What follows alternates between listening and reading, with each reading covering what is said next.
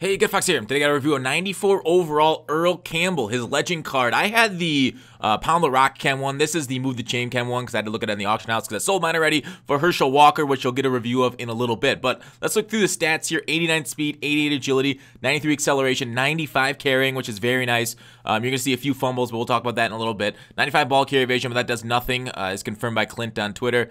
Elusiveness, because we're controlling them. Elusiveness 88, trucking 94. I had that chem up to 95 with tier 3 Pound the Rock Chem.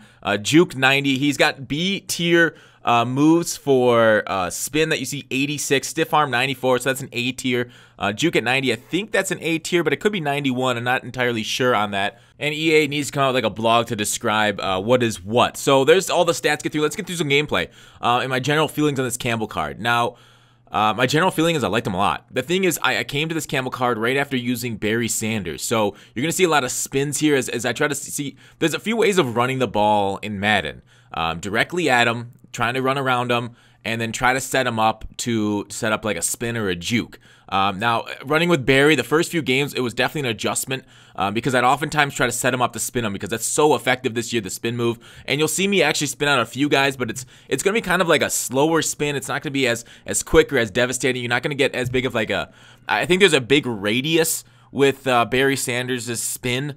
So when I try to set up a spin move, like Barry Sanders would be able to have like maybe like a 5-foot radius around, maybe even more. Maybe like I've seen it as much as like 4 to 5 yards, even the radius where you can set up a spin and get somebody to break their ankles at with a LT, with a Barry Sanders, that kind. But Earl Campbell with his like, what is it, 86 or B tier spin move does not have the same stuff. So yes, you're going to win some spins because it's still super effective this year, but this Campbell card absolutely trucks forward, moves the pile, and will always, just about always, not 100%, because he will run into a couple guys and fall backwards, but almost is always falling forward just like that for an extra, 5 yards on top of where he actually got touched at. And here he is kind of setting up with a whoop, there's the spin, and he's able to keep his feet in bound to run for the touchdown. So not the fastest card, 89 speed, still serviceable. I guess his main competition in the trucking back market would be Jerome Bettis.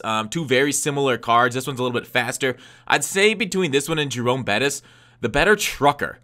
That one's tough to say because they both did so well, just putting dudes on their back. I think I like this Campbell a little bit better overall, but Bettis might be better trucking because of the weight.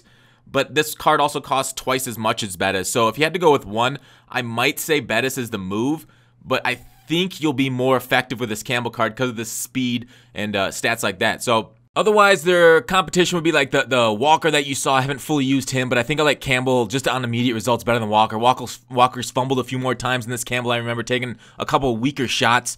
The other one would be like Barry Sanders. They're two different backs. Like the LT Barry, much more like a go around the edge. And this Campbell, I think, has just enough speed to be a threat on the edge for like a lot of the trucks. And there's like one of the two fumbles that I'm going to show. He fumbled for me twice and probably, I don't know, what would you say, a couple hundred? Maybe 100 to 200 carries for me. I don't exactly know. I don't remember how many games I play with him off the top of my head here. I go back and count, but I don't do math.